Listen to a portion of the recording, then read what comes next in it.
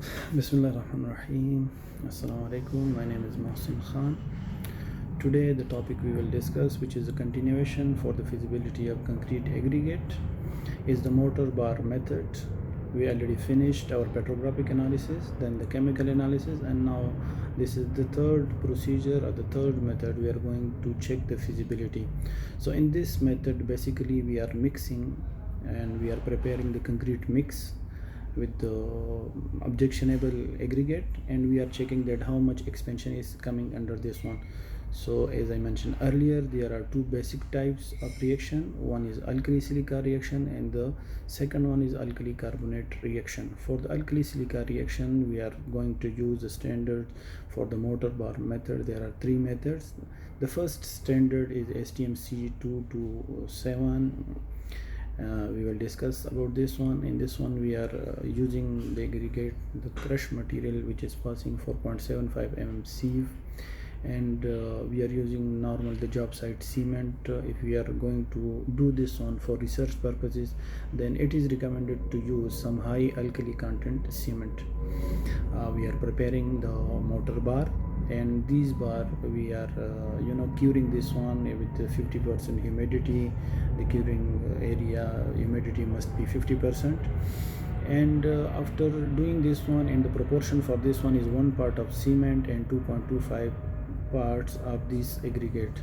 So at the end of this test, we are calculating the expansion. If expansion is more than 0.05% at 3 months age, so it means this one is deleterious. Or if you are going to check at the month at 6 month age, then any expansion more than 0.10%, the aggregate will be considered as deleterious.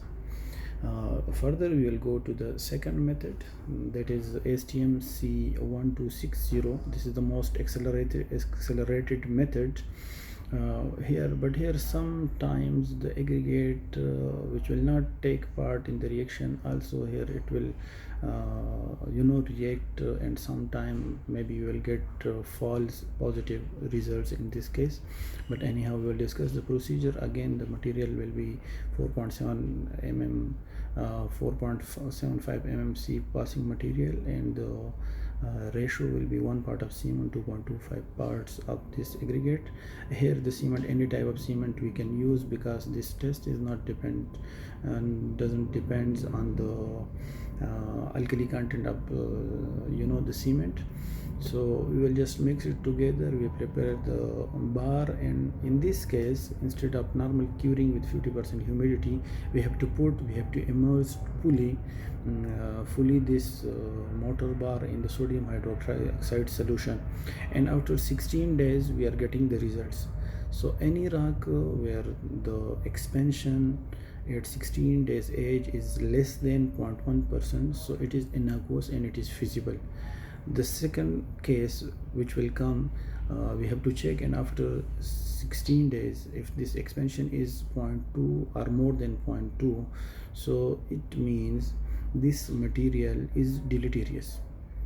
And there is another scenario where the expansion is from 0.1 to 0.2, then this aggregate is on the boundary. This may be innocuous and this may be deleterious. So then further there is another test, and we have to go for the test, and here I'm going to discuss this one. So ASTM C1293 is the standard. If you are checking any material in the concrete and through STM C227, then STM C1260, and we are not getting the proper results, again there is some doubts, then this is the last test which where these two tests are inadequate, then we have to go for this another test. This is STM C1293. Here what we are using, this is exactly in the site what the mix we are going to use. So with this aggregate we will mix this aggregate, and we will just prepare the normal concrete mix, and we will prepare the mortar bar. In this one also, this one will give you some reliable results. So you can say this will be your final testing for this one. And here we are just checking that how much expansion is coming, and the fine material we are using for this one, it must the finest modulus must be 2.7 plus minus 0.2, and in this case the cement we are going to use, so there the alkali content must be 1.25%, like the cement we are going to use, so it must have 0.9 plus minus 0.1% of alkali. And then to get this 1.25% alkali, we have to put some sodium hydroxide during the mixing, and in the mixing water we will put this one, so we will increase it up to 1.25%. The cooling temperature must be 38 plus minus plus minus 2, and the reading we have to take at 7, 28 days, 56 days, and then 3 months, 6 months, 9 months, and then 12 months.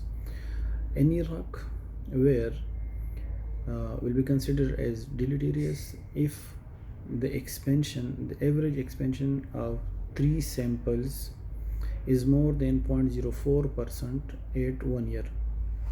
We did this test, and at the end, after 1 year, we calculated the expansion, and this expansion is more than 0.04%. So this aggregate is considered as deleterious.